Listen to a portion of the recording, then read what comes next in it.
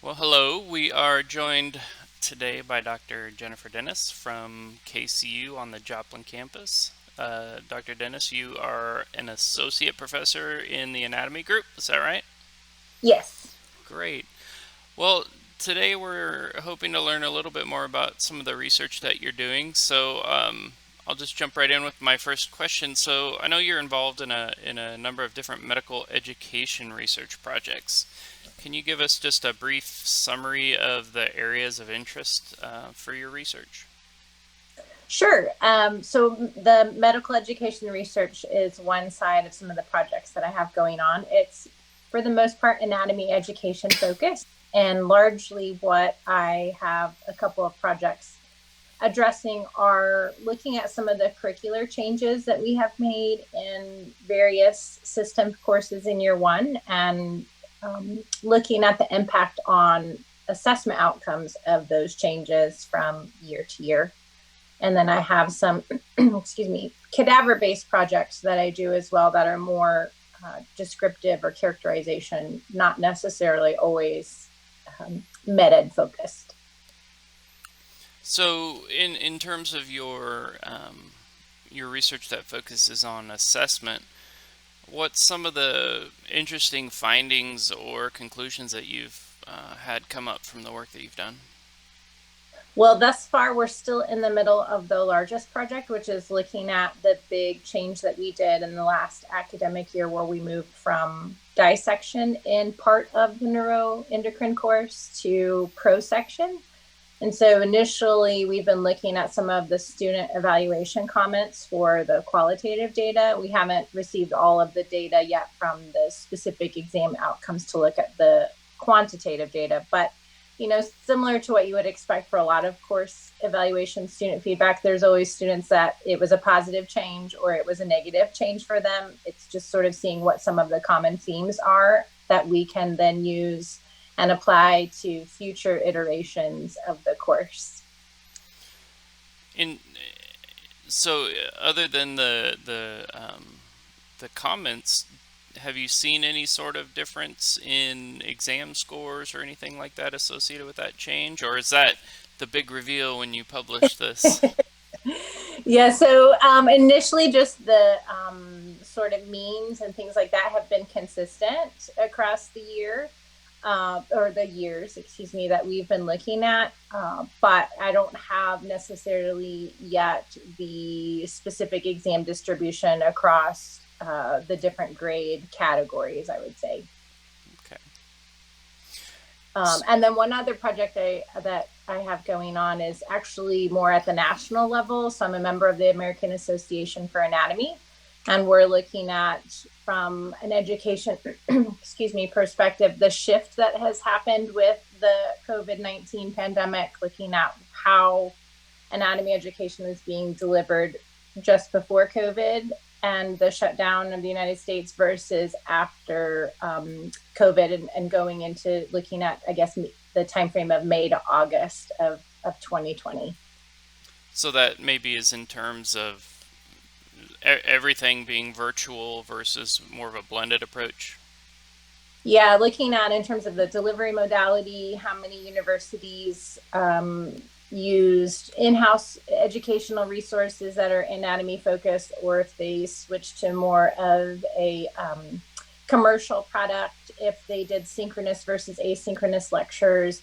And then there are some institutions that are still doing active dissection, so how, or prosection in the lab, and how they're moderating the interactions with students, the number of students coming through, and then also the physical distancing guidelines that people have, that are coming in, of course, from the CDC, and just seeing how different anatomy departments across the United States are implementing those changes and adjusting to the shift to largely remote learning.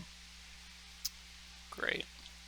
So, in terms of performing your research, I'm assuming you're not working alone. How many or how involved are students or fellows in the research that you're working on? So most of the research projects that I have are utilize the anatomy fellows on both campuses. Actually, primarily the Joplin students I have are that are working on the projects are this past academic year's fellows, as well as some new incoming fellow projects that are currently being developed.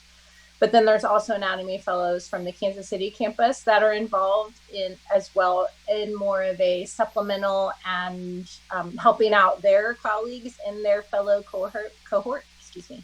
But then I also have done the student research fellowships that have occurred in the summer. And so I've been working with largely first year students as they transition in the summer to their second year. And so there's been 3 students that I've worked with in that particular realm of projects. How do you think working with those students or those students taking part in research enhances their medical school experience while they're here at KCU?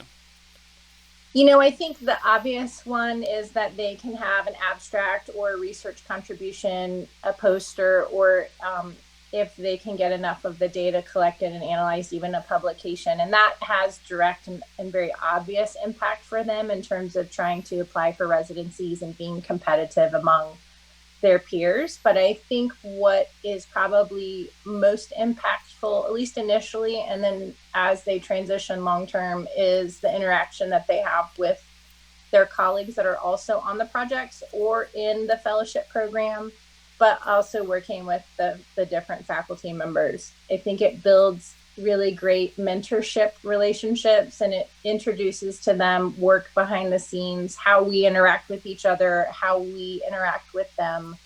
I think the podium in the lecture hall is a barrier to a lot of students. And so with that removed, it really allows for us to work with them and get to know them on a personal level and invest in them in ways that we may not have been able to otherwise. And likewise, I think for them, it hopefully makes us as faculty and staff that are involved more approachable and someone that they can go to even just for, I'm struggling with this outside of my research project. What do you think about this? Or do you have any suggestions?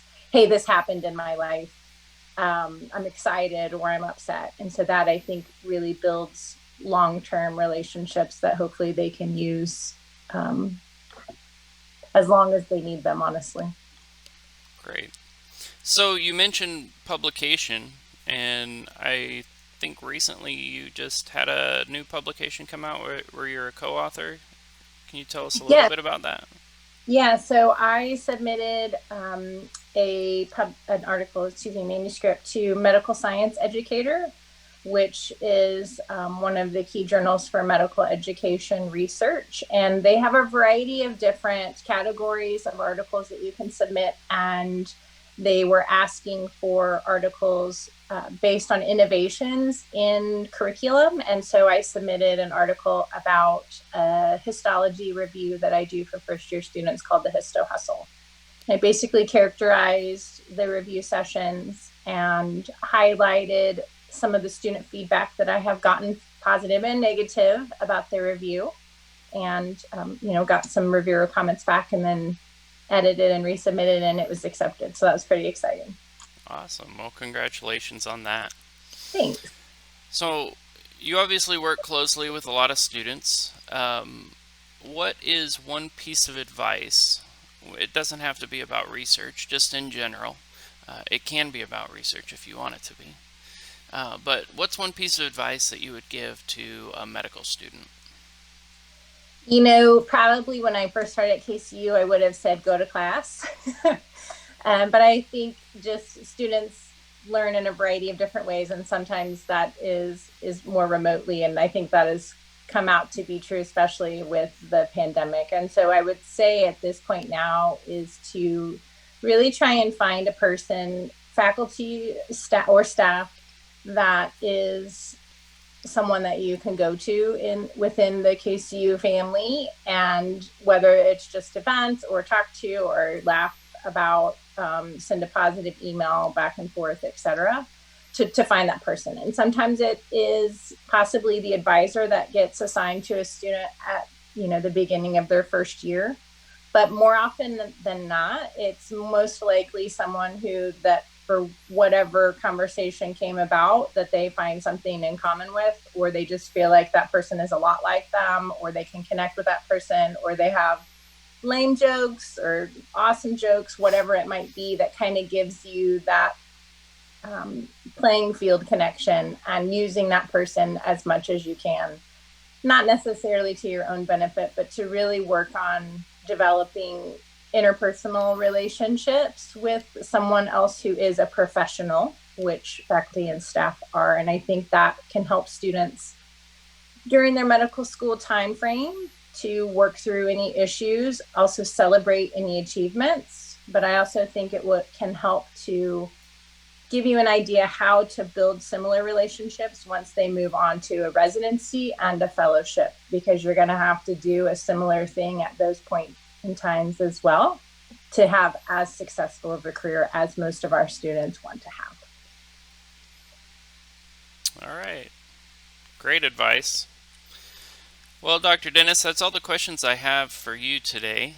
Thank Um, you. Thank you for coming on and answering some of the questions that I asked you. I know it's a, a growing topic, especially on our campus, is the idea of medical education research, and a lot of students have interest in that, as well as faculty and staff. So, um, really appreciate you taking some time to join us today. Great. Well, I appreciate you asking me to chat for a little bit. All right. Well, thank you, and we'll look for your publication soon. Great. Thanks.